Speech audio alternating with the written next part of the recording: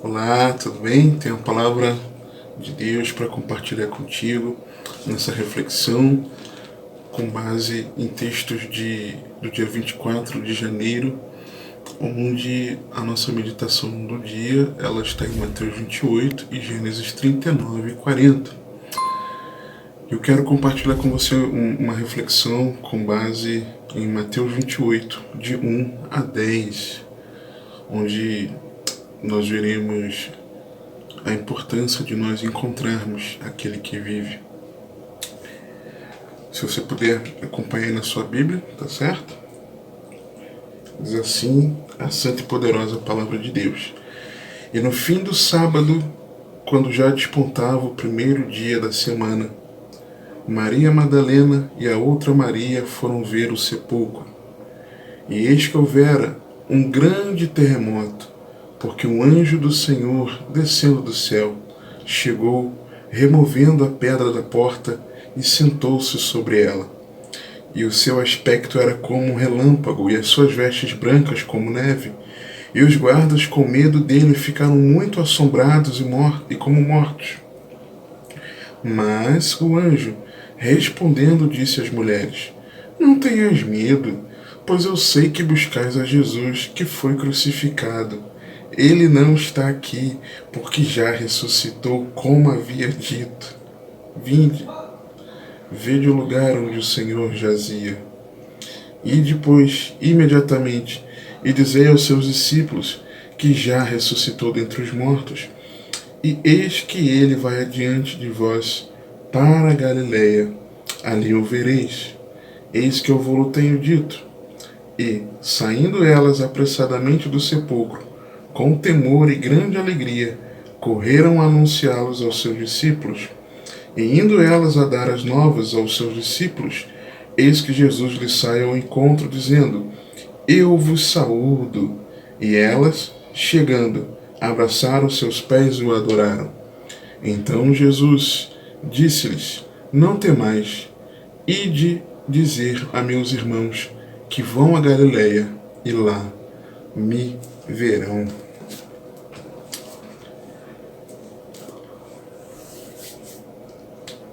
Você já foi ao encontro daquele que vive?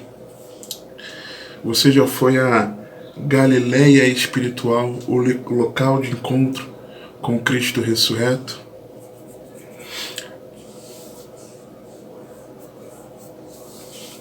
Jesus não está morto. Ele vive e reina para sempre. É interessante que nós vemos uns elementos aqui no texto, e é maravilhoso nós sabermos que a pedra do sepulcro rolou, e às vezes nós associamos a pedra ter sido rolada para que Jesus pudesse sair. Mas acompanha comigo. Lembra depois outros textos, não em Mateus, mas em outros evangelhos. Jesus encontrando com os discípulos, e os discípulos estão lá dentro, e aí chegam os discípulos que estavam no caminho de Emaús, encontraram com o Senhor explicou as escrituras, revelou, né? Ele ali nas escrituras, partiu o pão quando chegou na casa, e eles se deram conta que era o Senhor, e o Senhor sumiu, desapareceu ali da frente deles. E eles foram até os discípulos, e quando chegaram os discípulos, Jesus apareceu ali, estava tudo fechado. Jesus não precisava da pedra do sepulcro rolar. A pedra do sepulcro foi rolada para que nós pudéssemos testemunhar que Jesus está vivo. Aleluia. Não foi para Jesus sair, foi para que aquelas mulheres e depois os outros discípulos pudessem ver que onde Jesus havia sido sepultado não havia mais corpo. Jesus não está morto, ele vive e reina para sempre. Jesus ele disse que ressuscitaria, e ele ressuscitou. Jesus disse que voltará para buscar a sua igreja, e ele voltará. Você já foi ao encontro do Cristo vivo, do Cristo ressurreto? Você foi ao encontro daquele que vive? Você foi a Galileia espiritual. Hoje, por meio do seu Espírito e da sua palavra, o Senhor Jesus nos diz o local de encontro com Ele. Um local de encontro especial com Ele. Onde é esse local? Em nosso coração. Aqui, ó. No íntimo do nosso ser. O seu coração está pronto para esse encontro com o Senhor? Você está disposto a ser morada dele? Você tem fé em Jesus? Você crê que ele é o Filho de Deus? Confia totalmente nele para a sua salvação e se compromete a viver para a glória de Deus, seguindo os ensinos de Cristo? Você já se arrependeu de todos os seus pecados e se rendeu a Cristo? Quando eu vejo aqui um texto, no versículo 8, nós vemos que antes, o versículo 6, né, quando os anjos dizem assim, mas o anjo diz assim, né? Vinde ver de lugar onde o Senhor jazia. Então eu enxergo nisso o sentido da pedra ter sido rolada, para que tivesse testemunhas ali de que o corpo não estava lá. Mas no versículo 8,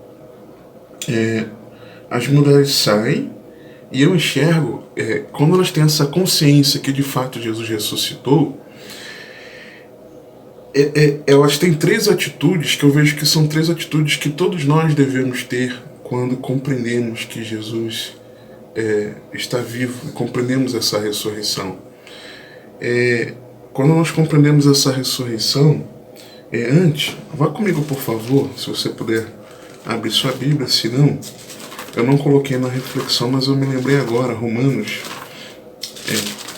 carta de Paulo aos Romanos, epístola de Paulo aos Romanos, capítulo 4, o texto diz o seguinte,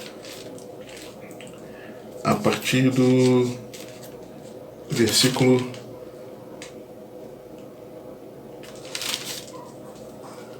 23. Ora, não só por causa dele está escrito que ele fosse tomado em conta, mas também por nós a quem será tomado em conta, os que cremos naquele que dentre os mortos ressuscitou a Jesus nosso Senhor, o qual por nossos pecados foi entregue. Ou seja, ele foi crucificado, morreu para o perdão dos nossos pecados, ok?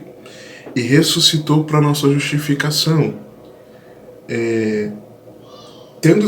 Entra no capítulo 5. Tendo sido por justificados pela fé, temos paz com Deus por nosso Senhor Jesus Cristo, pelo qual também temos entrada pela fé a esta graça na qual estamos firmes e nos gloriamos na esperança da glória de Deus. Ele morreu para o nosso perdão, mas ressuscitou como prova de que os nossos pecados foram punidos nele e a culpa que era nossa foi tirada de nós, lançada sobre Jesus na cruz, e nós fomos tornados justos pela fé em Jesus. Com essa consciência da ressurreição, são geradas essas três atitudes que eu vejo ali de Mateus 28, 8. Primeira, quando as mulheres saíram ali, saindo elas apressadamente do sepulcro com temor e grande alegria, correram a anunciá-las aos seus discípulos. Eu vejo que você saber que Jesus ressuscitou, te reconciliando com Deus, te dando paz com Deus, isso gera em você alegria.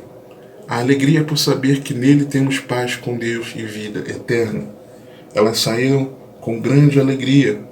Outro, tendo essa consciência da ressurreição, é gerado temor.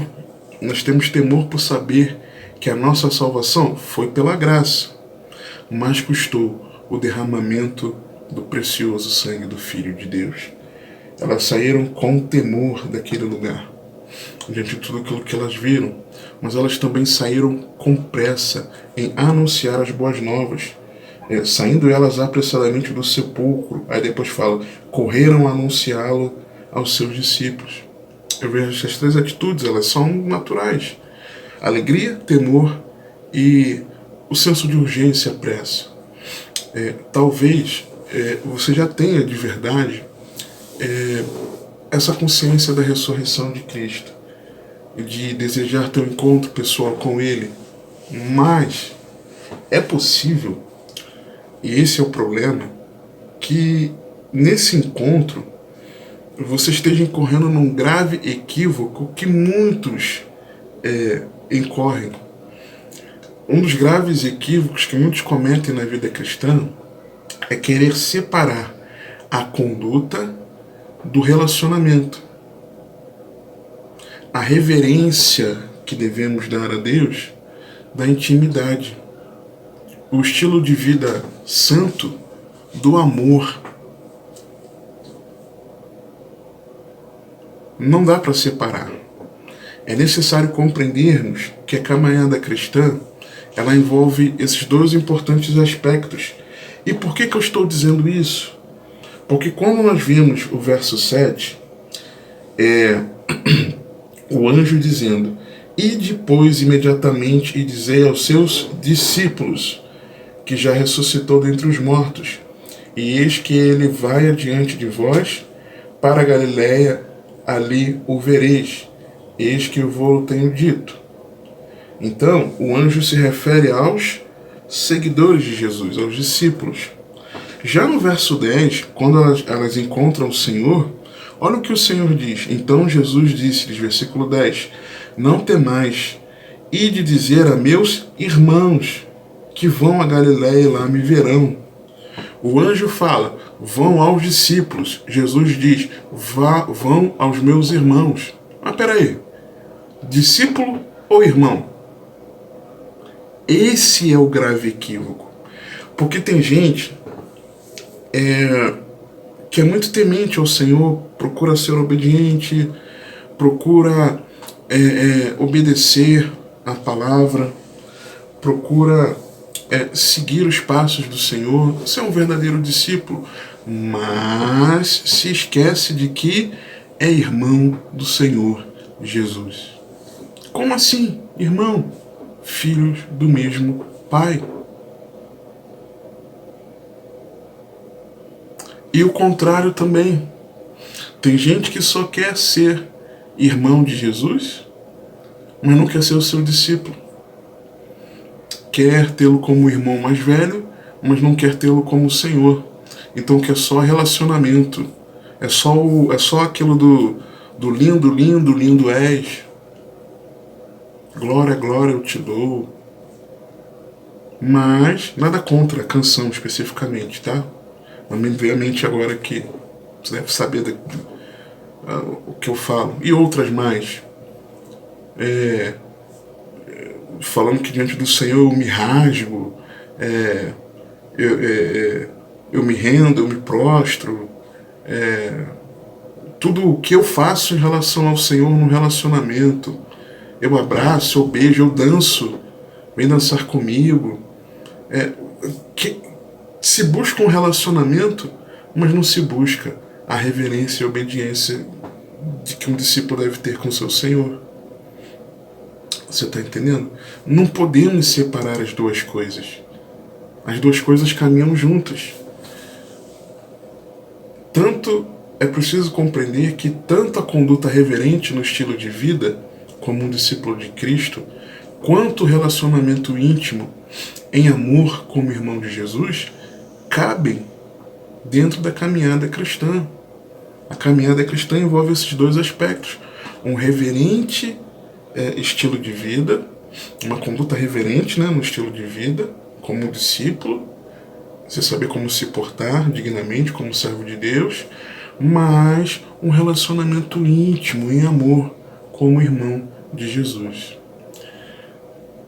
Ser filho de Deus é ser temente a um Pai que é Senhor. Salmo 103, dos versos 8 a 13. Misericordioso e piedoso é o Senhor, longânimo e grande em benignidade, não reprovará perpetuamente, nem para sempre reterá a sua ira. Não nos tratou segundo os nossos pecados, nem nos recompensou segundo as nossas iniquidades. Pois assim como o céu está elevado acima da terra, assim é grande a sua misericórdia para com os que o temem. Assim como está longe o oriente do ocidente, assim afasta de nós as nossas transgressões. Assim como um pai se compadece de seus filhos, assim o Senhor se compadece daqueles que o temem. O pai que se compadece dos filhos é o Senhor que se compadece de quem o teme. Ser filho de Deus é ser temente a um pai que também é Senhor. Ser irmão de Jesus, por sermos filhos de Deus, é fazer a vontade do Pai. Mateus 12, 46 a 50. E falando ele ainda à multidão, eis que estavam fora sua mãe e seus irmãos pretendendo falar-lhe. E disse-lhe alguém: eis que estão ali fora tua mãe e teus irmãos que querem falar-te. Ele, porém, respondendo, disse ao que lhe falara: quem é minha mãe? Quem são meus irmãos? E estendendo a sua mão para os seus discípulos, disse: eis aqui minha mãe e meus irmãos, porque qualquer que fizer a vontade de meu Pai que está nos céus, esse é meu irmão e irmã e mãe. Compreende? Ser discípulo de Cristo é ser seu irmão. Romanos 8, 28 a 29, e isso muitos de nós nos esquecemos. E sabemos que todas as coisas contribuem juntamente para o bem daqueles que amam a Deus, daqueles que são chamados segundo o seu propósito, porque os que dantes conheceu, também os predestinou para serem conformes à imagem de seu Filho, a fim de que ele seja o primogênito entre muitos irmãos.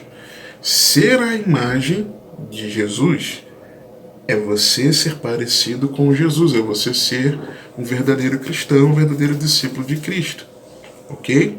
A imagem do Filho de Deus. Para quê? Para que ele, Jesus, o Filho unigênito do Pai, seja o primogênito, o primeiro entre muitos irmãos. Então eu me torno irmão de Jesus quando eu sou transformado à imagem dele. À medida que eu me torno mais discípulo de Cristo, mais eu devo ter um relacionamento com ele. Agora, como encontrar aquele que vive como seu discípulo e enquanto desenvolve um relacionamento pessoal com Jesus? Eu enxergo nos versículos 7 e 10, e depois uma observação nos 16 e 17, que é contemplando ao Senhor. Contemplando aquele que foi crucificado, mas que ressuscitou e vivo para sempre está. E depois, imediatamente, verso 7, e dizei aos seus discípulos que já ressuscitou dentre os mortos, e eis que ele vai adiante de vós para a Galiléia, ali o vereis, ou seja, ir a Galiléia para ver ao Senhor. Discípulo. Versículo 10. Então Jesus disse-lhes: não temais, ide dizer a meus irmãos que vão a Galiléia, e lá me verão. Irmãos também indo ao encontro na Galiléia. Mas para quê? Para o ver. Então, eu enxergo que tanto como discípulo, como irmão do Senhor, nós precisamos contemplá-lo. Contemplar que ele está vivo. Contemplar, olhar, observar, contemplar que Jesus vivo para sempre está. O discípulo, ele é obediente, mas se ele não tiver um relacionamento pessoal com Jesus, ele não consegue render-se completamente a Cristo.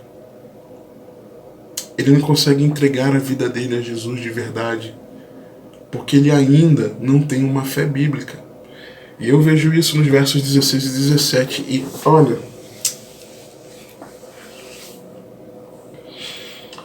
isso aqui é para a gente ficar chocado, consternado, preocupados,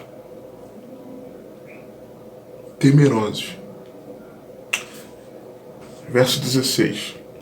E os 11 discípulos partiram para a Galiléia, ou seja, eles de fato foram para o monte que Jesus lhes tinha designado. Foram para onde Jesus mandou ir.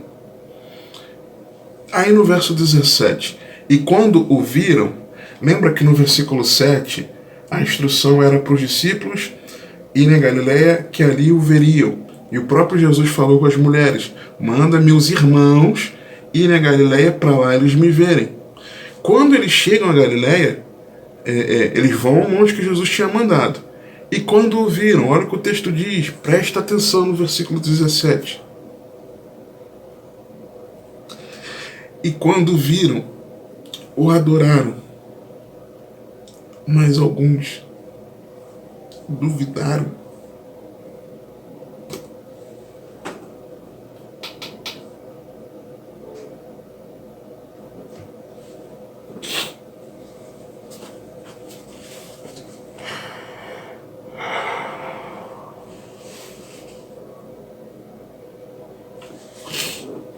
Alguns duvidaram. Quem eram os que estavam ali? Os 11. Os 11.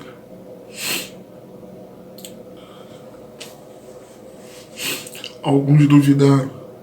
Às vezes a gente põe na conta de Tomé, né? Tomé era incrédulo, precisou ver para crer. Cadê Tomé que na primeira aparição de Jesus aos discípulos, Tomé não estava lá na casa, por exemplo. Só apareceu na segunda e entre uma e outra ele disse que só creria se ele tocasse no Senhor.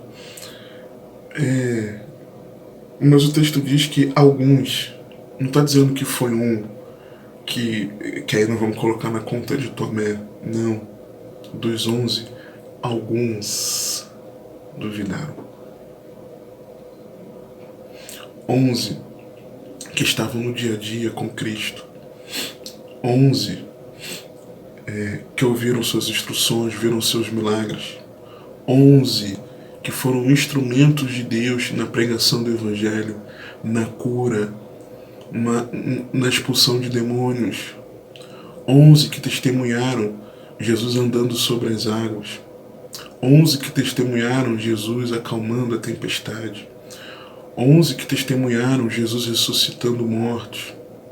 11 que testemunharam milagres extraordinários.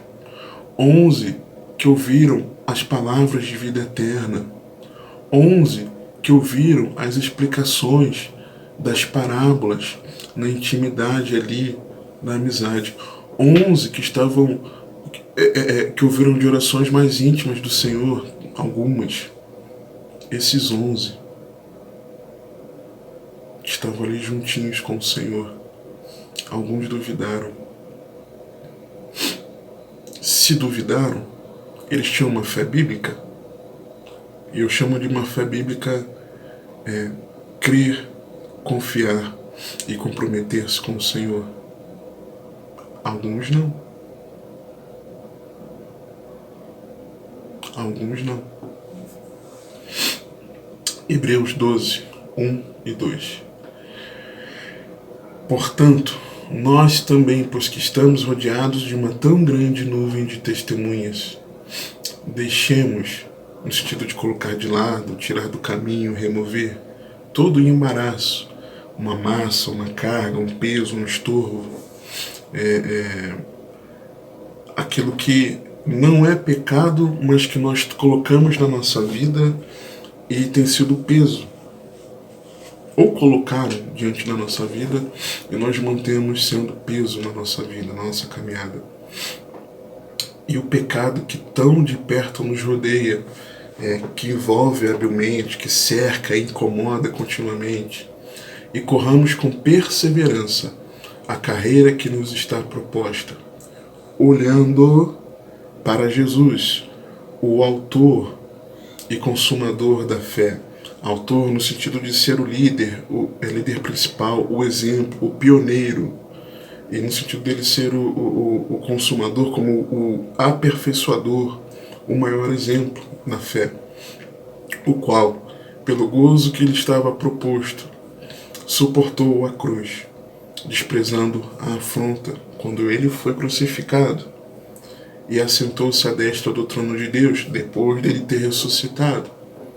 É assim que nós devemos contemplar o Senhor. Porque quando eu desejo tirar aquilo da minha vida, que tem sido um embaraço, um peso, um estorvo, e ao mesmo tempo e deixando também o pecado que tão de perto procura me envolver, eu estou demonstrando que eu estou comprometido com Cristo. Quando